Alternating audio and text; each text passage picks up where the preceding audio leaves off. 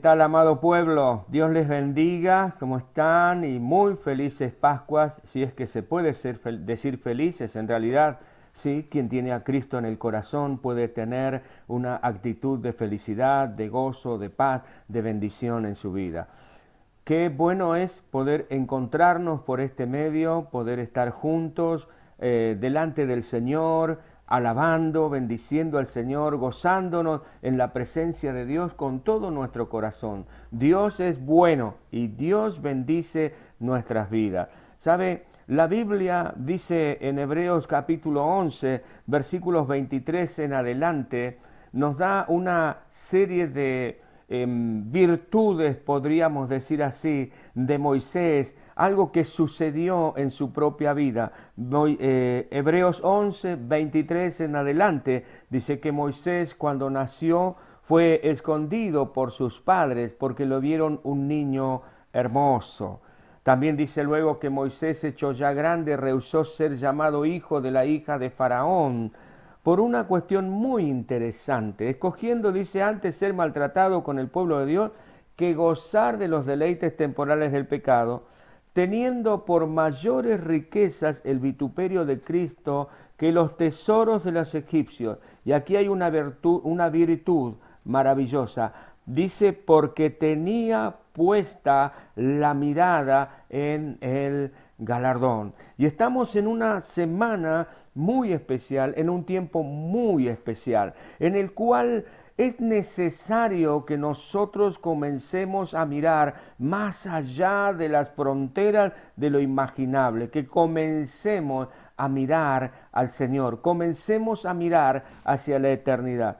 Y es verdad que es muy poco lo que se nos ha dicho de lo que va a suceder cuando pasemos a la eternidad. El único que ha vuelto para contarnos lo que allí sucede es el Señor Jesucristo, y justamente en estos días estamos nosotros celebrando, recordando este acto de amor tremendo y maravilloso de Dios hacia nosotros. Y bueno, sabemos que el Señor fue entregado, que el Señor fue crucificado, pero hay algo muy interesante.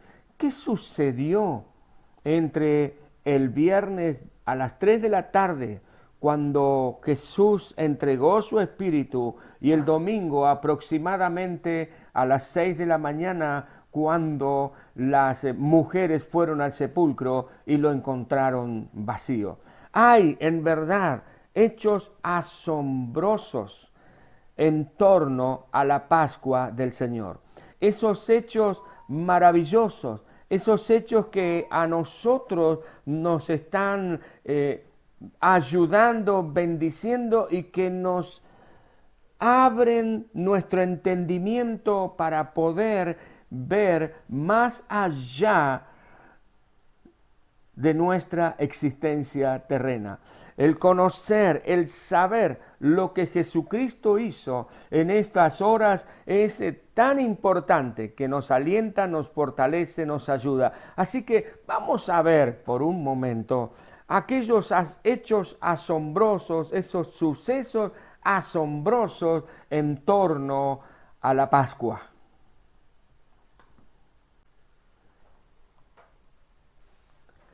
¿Qué sucedió entre el viernes a las 3 de la tarde y el domingo a las 6 de la mañana? ¿Qué pasó allí en este tiempo del que se nos cuenta muy poco o nada? ¿Qué es lo que sucedió en este tiempo? ¿Qué ocurrió entre la muerte y la resurrección de nuestro Señor Jesucristo? En ese lapso de tiempo, esa incógnita, vamos a tratar de develarla en esta ponencia. Los evangelios relatan con mayor o menor detalle todo lo sucedido. Mateo, Marcos, Lucas, Juan relatan las últimas horas del Señor, algunos con mayor detalle que otros. Mateo relata, o estos evangelios relatan, los siguientes eventos: en la vida y en esa noche tan particular del Señor. Relatan la institución de la Cena del Señor. Cuando el Señor enseña a sus discípulos qué era lo que iba a suceder. Y Él mismo se pone a sí mismo como el pan, como la copa, ¿no? El pan como símbolo de su cuerpo y la copa como símbolo de su sangre que iba a ser derramada, iba a ser entregada por Él. Así que mire qué tremendo lo que Dios nos está diciendo aquí. Nos relata también los evangelios la negación de Pedro. No solamente cuando el Señor instituye la cena, sino que también cuando Pedro niega al Señor. Le predice a Pedro. Pedro le dice, Jesús, yo voy a dar mi vida por ti. Y bueno, los evangelistas relatan esta situación y cómo el Señor predice de que Él le iba a negar. También los evangelios nos relatan la oración agónica del Señor. Mire, el Evangelio según San Juan dedica desde el capítulo 13 en adelante para esta noche tremenda. San Juan relata el lavado de los pies de los discípulos. San Juan relata las últimas enseñanzas del Señor Jesucristo y habla de la mesa del Señor o de la cena del Señor en una forma muy fugaz. Solamente le dedica 5 o 6 versículos a este evento, ¿no? Ahora Mateo, Marcos, Lucas dedican un poco más de tiempo. Relatan cuando Jesús fue al huerto a orar y dice que su transpiración eran como grandes gotas de sangre. Tremendo lo que nos dice la palabra acerca del Señor. Ahora también nos relatan los evangelios el momento en que el Señor Jesús fue arrestado. Cuando Jesús fue arrestado por los soldados, cuando Judas lo traiciona tan flagrantemente, cuando Él lo entrega con un beso y allí cuando el Señor Jesús es arrestado por los soldados. Y usted sabe que el relato bíblico dice que, bueno, Pedro trató de defender al Señor Jesús, le dijo, no es esta la manera, conviene que hagamos como Dios quiere que sea. Y como Pedro, tuvo que guardar su espada y Jesús sanó al siervo del centurión, al siervo del sacerdote que había ido, no del centurión. Y Juan nos dice el nombre del siervo, nos dice que era Malco. También nos relatan los evangelios el falso juicio que el Señor Jesús tuvo.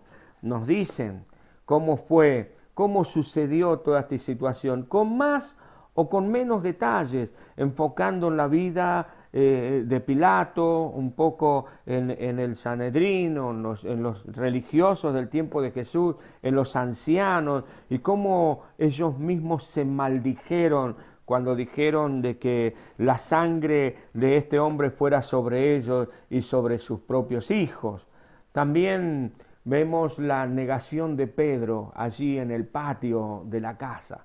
Y cuando él, con lágrimas en sus ojos, sale de allí arrepentido por lo que había sucedido. También encontramos en los 4 evangelios el relato de la crucifixión del Señor. Este momento tan crítico en la vida, en el ministerio del Señor Jesucristo, cómo Él sufrió y cómo fue al lado de Él.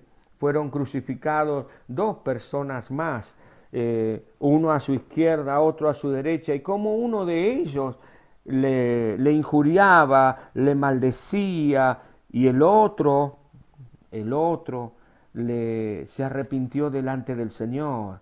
Y el Señor recibió las palabras del Señor tan maravillosas, hoy estarás conmigo en el reino de los cielos. Gloria a Dios, porque en la cruz vemos perdón, en la cruz vemos reconciliación, en la cruz vemos misericordia, en la cruz vemos una manifestación gloriosa del amor del Señor para cada uno de nosotros, para la humanidad. Vemos también cuando el Señor es crucificado que hubo algunos acontecimientos sobrenaturales. Cuando el Señor entrega su espíritu, dice la palabra que el velo del templo se rasgó desde arriba hacia abajo. ¿Y esto qué es lo que quiere decir? Pues bien, que Dios había abierto la brecha y que ahora el hombre tenía libre entrada a la mismísima presencia de Dios por el sacrificio de Jesucristo. También ocurrió un terremoto, nos cuenta la palabra, y un hecho realmente inédito. La resurrección de algunos santos quienes aparecieron a muchos allí en Jerusalén en aquellos días. Interesante este detalle que nos dicen los evangelios. Los mismos soldados, al ver estas señales, confesaron y dijeron verdaderamente, este era Hijo de Dios. Se resalta también, los evangelios resaltan, lo ponen muy en alto la compañía de las mujeres que servían al Señor, las Marías que estaban allí junto al Señor permanentemente para servirle. Se nos dice también de que José de Arimatea le pidió a Pilato el cuerpo del Señor para sepultarlo, y allí lo llevó a un sepulcro nuevo. Él había preparado allí. Marcos nos relata lo mismo, también con mayores o menores detalles, igual que el apóstol Juan. Aunque Juan dice algo muy interesante. Dice Juan que en la crucifixión del Señor, la última palabra que el Señor dice, la última frase es, consumado es. Ahora, ¿qué es lo que quiere decir esto? Que la obra que Él había venido a hacer ya estaba concluida, ya estaba completa, y que ya no había más para hacer por la salvación de la humanidad. Son quebradas las piernas de los otros dos que habían sido crucificados. Interesante esto, pero como Jesús ya estaba muerto. ¿Sabe por qué quebraron las piernas de los dos presos? Para que no escaparan, porque aún estaban vivos. Y para que no se escaparan, y como era la fecha de la fiesta de la Pascua, tenían que bajarlos de la cruz. Y para que no escaparan, esto era horrible para ellos, les quebraron las piernas. Hasta que murieron estuvieron allí. Ahora Jesús ya había muerto. Y esto asombró a los soldados. ¿Cómo es posible que ya esté muerto? Pero entonces, para que se cumpliera la Escritura, no le quebraron las piernas. Ellos ni siquiera sabían que la Escritura decía esto. Esto nos lo dicen los evangelios después, sino que dice que un soldado le traspasó el costado al Señor y dice que salió sangre mezclada con agua, cumpliendo de esta manera la Escritura que decía de él, de que el Señor Jesús, iban a decir de él, mirarán al que traspasaron. Ahora, es interesante que todos los evangelios pasan al relato de la crucifixión y después de la resurrección, pero después no dicen más nada. Y la gran pregunta que nosotros nos estamos haciendo, ¿qué sucedió entre las 3 de la tarde del viernes, cuando el Señor dio su último aliento, y las 6 de la mañana del domingo? Para responder a esta palabra, para responder a esta pregunta, tenemos que mirar un poco la palabra del Señor, que nos enseña acerca de aquello que hay después, cuando uno pasa a la eternidad. La Biblia habla del Seol y el Hades. Esto no es el infierno, sino que es el lugar de los muertos. Lucas capítulo 16 hace un relato muy interesante con respecto a esto. Dice la palabra del Señor, había un hombre rico que se vestía de púrpura y de lino fino y hacía cada día banquete con esplendidez. Había también un mendigo llamado Lázaro que estaba echado a las puertas de aquel, lleno de llagas, y ansiaba saciarse de las migajas que caían de la mesa del rico, y aun los perros venían y le lamían las llagas. Aconteció que murió el mendigo, y fue llevado por los ángeles al seno de Abraham. Y murió también el rico, y fue sepultado. Y en el Hades alzó sus ojos estando en tormento, y vio de lejos a Abraham y a Lázaro en su seno. Entonces él, dando voces, dijo: Padre Abraham, ten misericordia de mí, y envía a Lázaro para que moje la punta de su dedo en agua y refresque mi lengua, porque estoy atormentado en esta llama. Pero Abraham le dijo: Hijo, acuérdate que recibiste tus bienes en tu vida, y Lázaro también males, pero ahora éste es consolado aquí, y tú atormentado. Además de todo esto, una gran cima está puesta entre nosotros y vosotros, de manera que los que quisieren pasar de aquí a vosotros no lo pueden hacer, ni de allí para aquí. Es interesante, porque aquí la palabra del Señor ya nos está diciendo que en este lugar, en el Seol, en el Hades, había una convivencia, podríamos decir así. Convivían los muertos que no tenían a Cristo en su corazón, aquellos que se estaban perdiendo y que estaban sufriendo ya, y convivían juntamente, solamente que los separaba un gran abismo, con aquellos que habían muerto poniendo su fe en Dios, quienes estaban gozándose y recibiendo bienes. Ahora, dice la palabra del Señor en Efesios capítulo 4, versículos 8 al 10, algo muy interesante. Fíjese, dice: por lo cual dice la Escritura, subiendo a lo alto, llevó cautiva la cautividad y dio dones a los hombres. Subiendo a lo alto, llevó cautiva la cautividad. Es una frase importante. Y dio dones a los hombres. ¿Y eso de que subió? ¿Qué es? Sino que también había descendido primero a las partes más bajas de la tierra. El que descendió a las partes más bajas de la tierra es el mismo que también subió por encima de todos los cielos para llenarlo absolutamente todo. Esto nos habla de lo que Jesucristo hizo en ese momento entre las 3 de la tarde del viernes y las 6 de la mañana del domingo, cuando las mujeres fueron y encontraron la sepultura vacía. Apocalipsis capítulo 1, versículo 18, dice del Señor Jesús que Él dijo: y tengo las llaves de la muerte y del Hades. ¿Qué es lo que hizo Jesús cuando bajó a lo más profundo? Arrebató las llaves de la muerte, del infierno, del Hades, al mismo Satanás. La lucha, la guerra no se había terminado.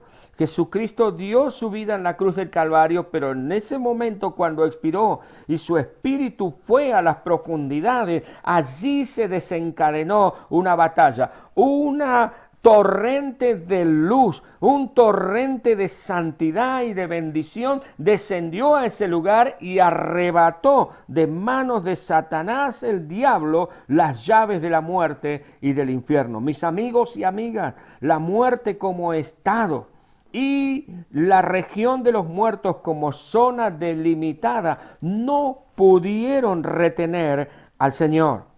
Entonces tenemos que entre las 3 de la tarde del viernes y las 6 de la mañana del domingo, el Señor Jesús descendió a las partes más bajas del Seol del Hades, predicó a los espíritus encarcelados, a aquellos que habían muerto sin ningún tipo de esperanza. ¿Y sabe qué? No fue para darles una segunda oportunidad a los que no se habían salvado, a los que no habían creído, sino que fue el Señor para que todos podamos ser salvos con el mismo mensaje. Así es que fue y predicó a los espíritus encarcelados, y los que escucharon el mensaje del Señor fueron llevados con él. Arrebató las llaves de la muerte y del infierno al diablo y llevó cautiva la cautividad, como dice aquí la palabra del Señor. Llevó cautiva la cautividad. Ahora, fijémonos, miremos por un momento qué fue exactamente lo que el Señor Jesús hizo. Sobre la izquierda de su pantalla usted tiene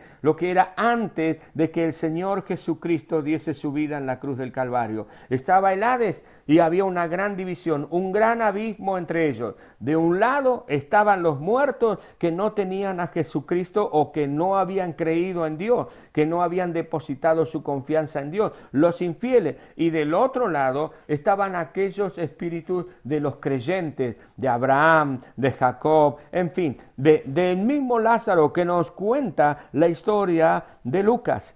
Pero todos convivían, todos estaban allí. Pero fíjese, cuando Jesucristo descendió, hizo una obra maravillosa. Él descendió, arrebató las llaves de manos de Satanás, el diablo, de la muerte y del Hades, y llevó cautiva la cautividad. Quiere decir que ahora los muertos en Cristo, los muertos quienes mueren teniendo a Jesucristo en su corazón, no comparten el mismo lugar con aquellos que no le tienen.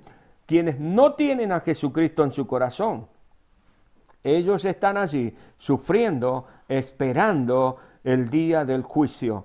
Y quienes tienen a Jesucristo en su corazón, y aquellos que tenemos a Jesucristo en nuestro corazón y que partamos a la eternidad antes que el Señor Jesús venga, estaremos siempre con el Señor allí en el paraíso, gozándonos, esperando el regreso de nuestro Señor Jesucristo. El Señor nos ha dado la victoria. La tumba quedó vacía, la muerte fue vencida, fue sorbida en victoria. Mis amigos, mis amigas, este es el momento de volvernos a Dios, porque la obra que el Señor Jesucristo hizo fue completa, fue total. No hay más que hacer. Él dio su vida en la cruz del Calvario, descendió a las profundidades para darnos una salvación completa y llevar el lugar de los muertos en Cristo a su mismísima presencia. Qué maravillosa esta obra del Señor. Y es bueno que esta noche nosotros pensemos dónde queremos pasar nuestra eternidad. Tú que tienes a Jesucristo en tu corazón, debes tener paz, tranquilidad y seguridad, porque la obra de Jesucristo fue completa, totalmente completa. Pero si tú no tienes a Jesús en tu corazón, te invito para que esta noche te vuelvas al Señor, que abras tu corazón al Señor y que cuando tengas que pasar a la eternidad puedas ir al paraíso, al lugar de gozo, de alegría, esperando el regreso, el retorno de Jesucristo para reinar siempre con el Señor. Vamos a hacer una oración al Señor. Si tú quieres invitar a Jesús a que viva en tu corazón, haz esta oración conmigo, por favor. Dile: Señor, en el nombre de Jesús, te doy gracias porque tu muerte en la cruz del Calvario no fue en vano. Tú compraste, tú pagaste para mí la salvación eterna. Y aún, Señor, descendiste a lo más profundo para llevar cautiva la cautividad y que yo no tuviese que pasar tiempo con los que se pierden, sino que a partir del mismo momento en que me lleves a tu presencia, estaré gozando contigo. Señor, te entrego mi corazón, te entrego mi vida y te pido, Padre, que tú me ayudes a seguirte. Gracias, Jesús. Amén y amén. Ahora permítame orar por usted. Permítame que le bendiga en el nombre de Jesús. Padre, en el nombre de Jesús, gracias, Señor. Gracias por el mensaje de tu palabra. Gracias porque tú nos ayudas y nos bendices. Señor, ahora en el nombre de Jesús de Nazaret, Señor, oh Dios, bendigo a mis hermanos y hermanas, a tu pueblo, hombres, mujeres, niños, niñas, adolescentes, jóvenes, Señor, jovencita. Dios mío, tu presencia sobre ellos. Padre, que esta palabra, Señor, esté trayendo seguridad en sus corazones, confianza, paz, oh Dios mío, y valor para seguirte. Señor, mira a aquellos que hoy tomaron la decisión de seguirte. Bendíceles, Señor. Les bendigo, Padre, en tu santo nombre, tu presencia y tu Espíritu Santo sobre sus vidas en una manera muy especial. Gracias, Señor, en el nombre de Jesús. Amén y amén. Amigos, amigas, les invitamos a que se pongan en contacto. Escriba a la dirección que aparece en pantalla. Escríbanos, si usted tiene una necesidad de oración, si usted ha aceptado a Jesucristo como su Salvador y Señor, necesita aprender a caminar con Jesucristo. Queremos ayudarle a dar estos pasos de fe. Escríbanos, no se quede solo, atravesemos juntos esta situación y esta vida tan maravillosa que Dios nos da. Dios les bendiga en una manera muy especial. Recuerde, cuídese, cuide a los suyos en el nombre de Jesús. Le bendigo en el nombre de Jesús. Amén.